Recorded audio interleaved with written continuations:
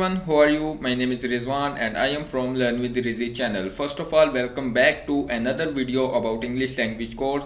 I made a playlist for you all. You can quickly access this playlist from my channel Learn with Rizzi. The name of this playlist is English language course. As you know, it's my 6th video about English language course. So move towards our course without waste more time. Today we will discuss about past continuous. सबसे पहले यहाँ पे बात आती है identification of past continuous. Identification क्या है past continuous की? वो सेंटेंस जिसके लास्ट पे रहा था, रही थी, रहे थे वगैरह आता है, वो पास्ट कंटिन्यूस से रिलेट करता है। उसके बाद जो दूसरी बात आती है, हर एक सेंटेंस में 3 चीज़ें होती हैं। सबसे पहले subject, object and verb. What is subject? वो इज़ डूइंग वर्क, जो काम कर रहा है उसे सब्जेक्ट कहेंगे। What is object? On which we are doing work, जिस पर हम काम कर रहे हैं उसे object कहेंगे। एंड फाइनली थर्ड पे है verb, which work is doing, जो काम हो रहा है उसे verb कहेंगे। आगे verb की फॉर्म्स आती हैं। There are 3 forms of verbs like that. First go, second went and third is gone and fourth also called it gerund form। सबसे पहले हम फर्स्ट फॉर्म लेंगे, फर्स्ट फॉर्म के साथ हम ing अटैच करेंगे तो हमारे पास gerund form of verb बन जाएगी, जिसे हम फोर्थ फॉर्म ऑफ वर्ब भी कहते हैं। उसके बाद हम बात करते हैं हेल्पिंग वर्ब्स की। Helping verbs of past continuous, was and verb. We can use was with I, he, she, it and any singular name. We can use were with we, you, they and plural name.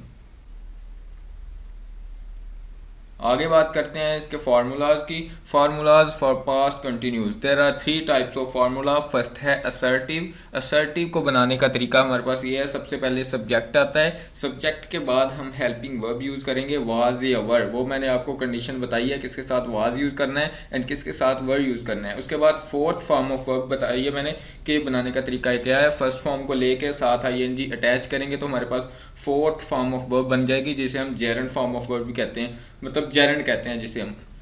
उसके बाद last पे object आएगा। Second में बात करते हैं negative sentence की। We are doing refusal, जिसमें हम इनकार करते हैं किसी बात का, तो वो नेगेटिव सेंटेंस में आता है। उसको बनाने का तरीका ये है, सबसे पहले सब्जेक्ट आता है, सब्जेक्ट के बाद हेल्पिंग वर्ब यूज़ करते हैं, वाज एंड वर्ब कंडीशन के लिहाज से। उसके बाद नोट यूज़ करेंगे एंड नोट के बाद fourth form of verb use करेंगे एंड लास्ट पे ऑब्जेक्ट आ जाएगा। आगे बात करते हैं इंट्रोगेटिव सेंटेंसेस की। In which we are asking something, we are doing question, जिसमें हम किसी से कुछ पूछते हैं, किसी से कुछ सवाल करते हैं, तो इंट्रोगेटिव सेंटेंसेस में आता है। इस सेंटेंस को बनाने का तरीका ये है, सबसे पहले जो हेल्पिंग वर्ब है वो हम फर्स्ट पे ले आएंगे, was and verb. Was and verb को फर्स्ट पे ले आएंगे, वाज एंड वर्ब के बाद सब्जेक्ट आएगा, सब्जेक्ट के बाद फोर्थ फॉर्म ऑफ वर्ब आएगी, फोर्थ फॉर्म ऑफ वर्ब के बाद ऑब्जेक्ट आएगा, ऑब्जेक्ट के बाद क्वेश्चन मार्क आएगा जो कि कंपलसरी है, जो जिससे हमें मालूम होता है कि ये इंट्रोगेटिव सेंटेंस है। आगे बात करते हैं sentence making of past continuous. मैं सो रहा था, फर्स्ट हमारे पास सेंटेंस है मैं सो रहा था। आई वाज स्लीपिंग, आई के साथ हमने वाज यूज़ करना था तो हम वाज यूज़ किया इधर। I was sleeping, sleeping, sleep जो है वो फर्स्ट फॉर्म है, आगे हमने ing अटैच किया है तो वो हमारे पास जेरंड फॉर्म बन गई है, आई वाज स्लीपिंग। आगे हमारे पास जो सेकंड सेंटेंस है, क्या तुम मुझे बुला रहे थे, वर यू कॉलिंग मी।